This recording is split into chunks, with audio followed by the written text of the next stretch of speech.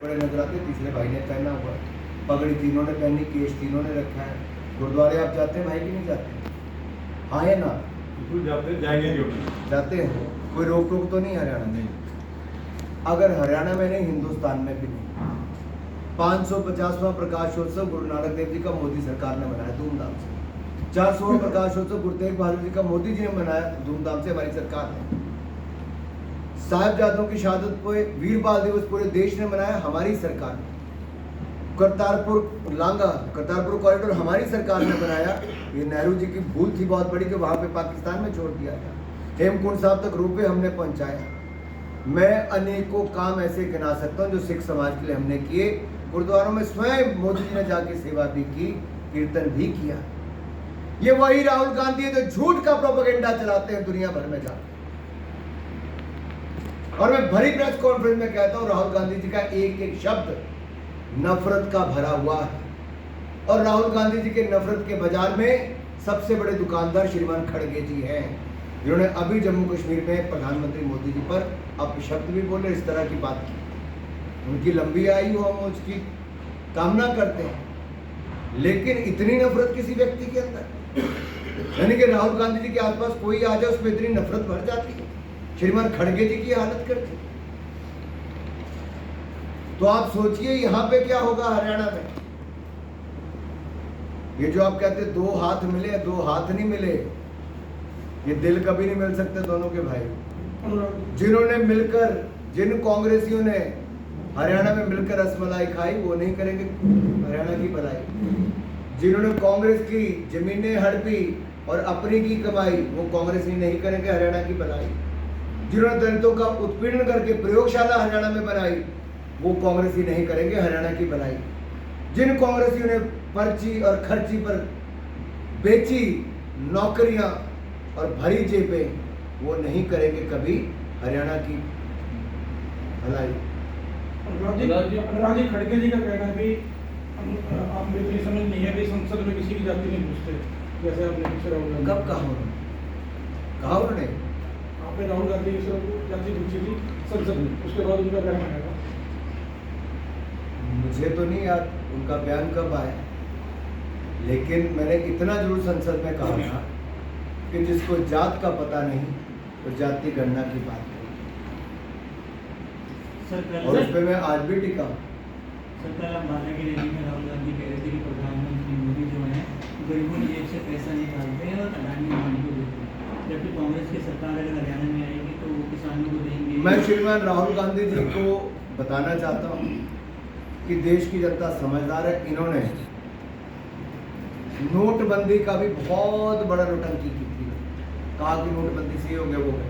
नोटबंदी करके पत्थराबाजी कश्मीर में बंद हो, धारा 370 हटा के कश्मीर में पत्थराबाजी बंद हो। और हमने तो गरीबों के 55 करोड़ बैंक खाते खोले। जिस गरीब के पास बैंक खाता नहीं होता तो उसका जीरो फ्री अकाउंट है, यानी कि 1 रुपया भी नहीं होगा तब भी बैंक खाता चलेगा। आज उन 55 करोड़ बैंक खातों में 2,20,000 करोड़ रुपया जमा है गरीबों का, जो आज तक कभी बैंक तक नहीं आ पाते थे। मोदी ने बैंक खाता खुलवाया। फिर हमने डीबीटी, डायरेक्ट बेनिफिशियरीज ट्रांसफर करवाई। उसमें कैसे?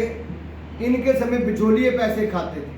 हमने 4 करोड़ 10 लाख फर्जी राशन कार्ड खत्म किए, 4 करोड़ 20 लाख फर्जी एलपीजी गैस सिलेंडर के कनेक्शन खत्म किए, 2,74,000 करोड़ रुपये हमने देश का बचाया। और उसके बदले योजनाएं भी गरीबों के लिए चलाई। हमने डीबीटी, अगर आपका खाते में पैसा जाएगा, आपने पक्का मकान बनाना है, एलपीजी सिलेंडर की सब्सिडी है, वृद्धा पेंशन है, बुढ़ापा पेंशन है, आज सारी सब्सिडीज का पैसा खाते में जाता है, खाने वालों को जगह नहीं है। ये कांग्रेसी खाते थे, इसलिए बैंक के खाते नहीं खुलवाते।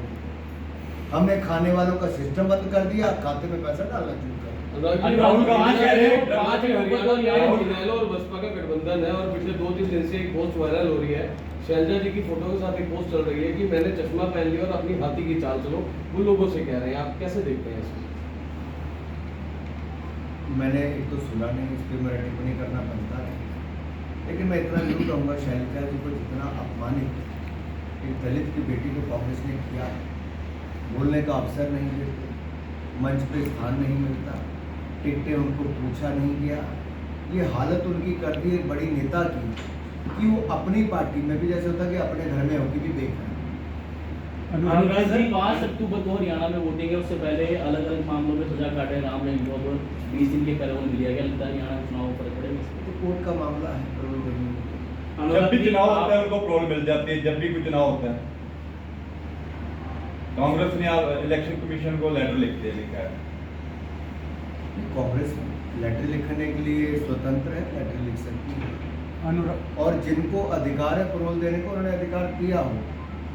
दिन तय है कितने पैरोल मिलनी है, कब मिलनी है, किसको कब लेनी है, ये तो नियम अनुसार ही होता है। अनुराग जी केजरीवाल अनुराग जी आप बार बार बात की जाती है कि हिमाचल दिवालिया हो गया, लेकिन हरियाणा में जो मैनिफेस्टो की बात करें तो सेम ही लग रहा है कांग्रेस का भी और बीजेपी का। 300 बीजेपी फ्री यूनिट फ्री, 500 रुपये में सिलेंडर देंगे, 6000 जो है पेंशन देंगे।